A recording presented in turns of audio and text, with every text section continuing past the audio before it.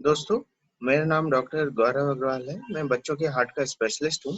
आज मैं एक कॉमन टेस्ट जिसे हम फीटल इको टेस्ट बोलते हैं उसके बारे में डिस्कस करूंगा। ये फीटल इको टेस्ट हमें क्यों करना चाहिए, कब करना चाहिए, क्या इंडिकेशंस हैं जिसमें हमें ये स्पेशली करना चाहिए और कौन स्पेशलिस्ट या आइडियल डॉक्टर है इसको ये फीटल इको टेस्ट करना चाहिए। फीटल इको टेस्ट होता क्या है? Fetal echo test is just like एक अल्ट्रासाउंड टेस्ट की तरह ही होता है, जिसको हम फोकस करते हैं बच्चे के हार्ट पे, उसके मल्टीपल जो कार्डियक इश्यूज होते हैं उसको देखने के लिए कि वो नॉर्मल है कि एबनॉर्मल है। जैसे कि बच्चों के हार्ट में होल्स होते हैं बहुत सारे, उनके वेसल्स में नलियों में कुछ टेढ़ी मड़ी जुड़ी हुई हो, जैसे कि टीजी और ट्रांसपोजिशन। उनके हार्ट के वेल्स में कुछ प्रॉब्लम हो, लाइक एप्स्टीन एनॉमली और एओर्टिक और पल्मोनरी स्टेनोसिस। हार्ट बीट में कुछ इशू हो, लाइक ब्रेडिकार्डिया, जिससे हम हार्ट बीट कम हो जाती है, और हार्ट बीट तेज हो जिसे टैकीकार्डिया बोलते हैं, कॉमनली नोन एज अरिथमियास। हार्ट की पंपिंग कैसी है, पुअर है, अच्छी है, वो देखने के लिए हार्ट के चारों तरफ पानी भरा हुआ है जिसे हम पेरिकार्डियल इफ्यूजन बोलते हैं, है या नहीं। ये कुछ थोड़े से एग्जाम्पल है जिसके बारे में हम फीटल इको टेस्ट कर सकते हैं और जिसमें हम पता लगाते हैं। फीटल इको टेस्ट जैसे कि चित्र में दिखाया गया है, हम अल्ट्रासाउंड मशीन के द्वारा करते हैं। जैसे हम लेवल टू अल्ट्रासाउंड करते हैं उसी तरह से फीटल इको टेस्ट होता है। क्यों करना चाहिए? हम हम सभी ये जानते हैं बच्चों के हार्ट में बहुत सारी प्रॉब्लम्स हो सकती हैं, जो कि हम 8 to 10 पर 1000 बच्चों में 8 से 10 बच्चों में हार्ट की प्रॉब्लम्स बच्चों में देखी गई हैं, जिसमें कि जो बच्चे पैदा होते हैं उसमें 30% जो बच्चे की डेथ होती है वो हार्ट की जन्मजात प्रॉब्लम की वजह से होती है। और जो 1 साल से छोटे बच्चे होते हैं जिसे हम इन्फेंट बोलते हैं, उनकी 10% डेथ जो होती है हार्ट की वजह से होती है। जो बच्चे पैदा होते हैं, अगर उनका एग्जामिनेशन फाइंडिंग्स नॉर्मल है, ये बिल्कुल क्लियरली शो नहीं करता कि उनके हार्ट नॉर्मल होगा ही होगा।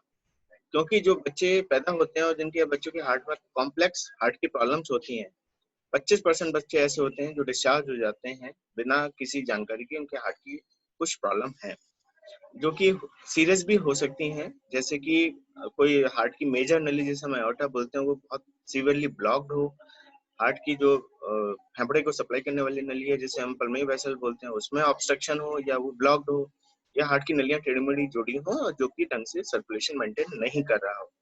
सो हम फीटल इको टेस्ट करके इस टाइप की बीमारियों को टाइमली पिक कर सकते हैं और उसी हिसाब से फैमिली को काउंसिल कर सकते हैं कि उनकी डिलीवरी बच्चों की कहाँ होनी चाहिए और उनका आउटकम क्या है। आइडियली फीटल इको टेस्ट जो होना चाहिए 18 वीक्स के बाद कंडक्ट करना चाहिए, और अब 24 हफ्ते तक हम इसे आराम से कर सकते हैं, लेकिन उसमें से भी आइडियल जो है लेस देन 20 वीक्स में ही करना चाहिए। 20 हफ्ते से पहले पहले हमें इसको कर लेना चाहिए। इंडिकेशंस क्या है फीटल इको टेस्ट के, कि किन किन बीमारियों में, किन किन प्रॉब्लम्स में फीटल इको टेस्ट करना चाहिए। ये मैटरनल भी हो सकते हैं, जैसे मदर को कोई डायबिटीज हो, एसएलई सिस्टमिक लूपस एरिथेमेटोसिस हो, फिनाइलकीटोनुरिया हो, कुछ ड्रग का एक्सपोजर लाइक दौरे की दवाइयां, मिर्गी की दवाइयां, या एक्सरे एक्सपोजर हुआ हो पहले 3 महीने में, मदर को कोई इन्फेक्शन हुआ हो पहले 3 महीने में, जैसे कि हम रूबेला कॉमनली जानते हैं, टॉर्च हो सकता है, वो टॉर्च इन्फेक्शन बोलते हैं उसको, आईवीएफ के थ्रू प्रेगनेंसी हुई हो, या कोई मदर की एज मोर देन 35 ईयर्स हो, 35 साल से बड़ा हो, तो भी हमें इंडिकेशन बन जाता है कि फीटल इको टेस्ट करके रूल आउट कर लेना चाहिए। फीटस में क्या हो सकता है, कोई भी अल्ट्रासाउंड, चाहे वो पहले ट्राइमेस्टर का हो, चाहे दूसरे ट्राइमेस्टर का हो, चाहे तीसरे ट्राइमेस्टर को, कोई भी एबनॉर्मल हो तभी हमें फीटल इको टेस्ट करना चाहिए। उसमें कोई प्रॉब्लम हो तो डेफिनेटली करना चाहिए। हाइड्रोस फीटलिस हो, गर्दन की मांस का टुकड़ा बढ़ जाए जिसे हम इंक्रीज न्यूकल थिकनेस बोलते हैं, वो भी एक इंडिकेशन होता है। कईस हो, वो भी एक इंडिकेशन है। फीटल हार्ट बीट की कुछ प्रॉब्लम्स हो तब भी इंडिकेशन बनता है। Family indications can be in the form of paternal CSD, means when mother या फादर को कोई भी हार्ट की जन्मजात बीमारी हो, जन्मजात होनी चाहिए। बड़ों के हार्ट की प्रॉब्लम अलग होती है, बच्चों के हार्ट की प्रॉब्लम अलग होती है। कोई पहले वाला बच्चा या पहले वाला फीटस में कोई हार्ट डिफेक्ट पता चला हो, या कोई सिंड्रोम्स हो लाइक डाउन सिंड्रोम हो, तब भी हमें इंडिकेशन बनता है कि हम फीटल को टेस्ट करना चाहिए। क्या फीटल को टेस्ट करके हम हमेशा पता लगा सकते हैं कि जो हम करेंगे बीमारी निकलेगी ही निकलेगी, या हम पता लगा सकते हैं?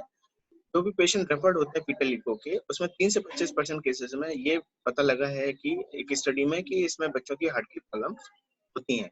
हाईएस्ट पता तब लगता है जब कोई फीटल अल्ट्रासाउंड जो भी रेडियोलॉजिस्ट करते हैं उसमें कोई प्रॉब्लम बताई गई है, तो बहुत ज्यादा चांसेस होते हैं कि इसके बच्चे की हार्ट की प्रॉब्लम निकलेगी ही निकलेगी। बट जैसे मदर को डायबिटीज है, कोई उसकी एज ज्यादा है, आइसोलेटेड इकोजेनिक फोकस हार्ट में जो हम बताते हैं बहुत बारी, या सिंगल एम्बलाइकल आर्टरी है, उसमें जनरली हार्ट की प्रॉब्लम्स कम देखने को मिली है। लेकिन इम्पोर्टेंट थिंग इज दैट कि high risk group fetal echo, जो अभी मैंने इंडिकेशन बताया, उसमें सिर्फ 10% में ही फीटल के हार्ट डिफेक्ट मिलते हैं। इसका मतलब ये हुआ जिनमें फीटल इको के इंडिकेशन नहीं होते हैं उसमें फीटल इको नहीं करेंगे, तो लेकिन उनमें सबसे ज्यादा 90% केसेस में पाया गया है कि बच्चे के हार्ट की कुछ ना कुछ प्रॉब्लम निकल सकती है। सो ज्यादातर बच्चों में हार्ट की डिफेक्ट तभी मिलती है जब उनमें कोई रिस्क फैक्टर, उनकी मदर में, फीटस, पुराने फीटस में कोई भी रिस्क फैक्टर नहीं होता है। हम 90% हार्ट की प्रॉब्लम्स मिस कर सकते हैं। तो इसका मतलब ये हुआ कि हमें हर प्रेगनेंसी का फीटल इको टेस्ट करना चाहिए। इज अ डिफिकल्ट आंसर, मतलब इसका आंसर बहुत मुश्किल है क्योंकि इसमें कॉस्ट भी इन्वॉल्व होती है, एक्सपर्टीज भी मुश्किल से मिलती है। तो कोई भी अल्ट्रासाउंड जो भी एबनॉर्मल हो ड्यूरिंग प्रेगनेंसी, एटलीस्ट उन सब में फीटल इको टेस्ट करना चाहिए, अलॉन्ग साथ साथ जो और इंडिकेशन बताए गए हैं उसके अलावा। अब आंसर क्वेश्चन आता है कि इसको फीटल इको टेस्ट को किसको करना चाहिए, क्या कोई भी इसको कर सकता है?